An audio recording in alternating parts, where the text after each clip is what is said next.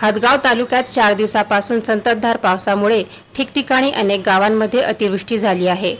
पाण्यामुळे अनेक गावातील घराचे व शेतीतील पिकांचे मोठ्या प्रमाणात नुकसान झाले आहे। आज स्वराज्य पक्षाचे पक्षप्रमुख संभाजी राजे भोसले यांनी हदगाव तालुक्यातील पूरग्रस्त शेतकऱ्यांच्या घरांची पाहणी केली व तसेच कृषी मंत्री धनंजय मुंडे तरी सुद्धा फेस्टिवलमध्ये गुंतल्यामुळे शेतकऱ्यांकडे लक्ष नाही अशी टीका त्यांनी केली आहे।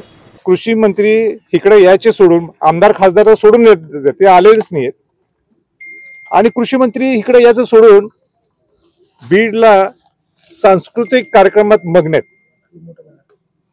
हे काय बरोबर आहे? काही शोभते काय महाराष्ट्राला? शोभते काय कृषी मंत्र्यांना? जरा या इकडे बघा परिस्थिती काय इथं। आता मी कुठल्या गावात मारले गावात आहेत त्या इतक्या गरीब 15 घरं उद्ध्वस्त झाले, घरच नाही राहिले नाहीत।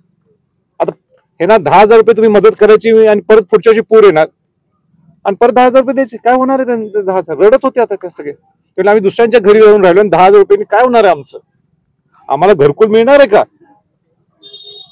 ह्याच्यावर माझी सगळी विनंती राहणार आहे इथल्या जिल्हाधिकाऱ्यांना, प्रशासनाला, इथल्या लोकप्रतिनिधींना, तुम्ही याच्यावर लक्ष घाला।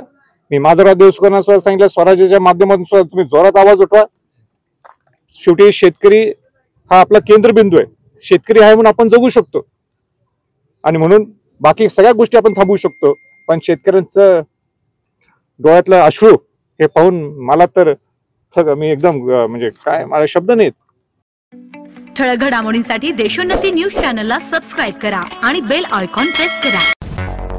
मुंबई, पुणे, नागपूर, मराठवाडा असो का विदर्भ, राजकीय, सामाजिक, शैक्षणिक क्षेत्र असो का क्रीडा, सर्वच घडामोडीचे विश्लेषण पाहायला विसरू नका। फक्त देशोन्नती न्यूजवर।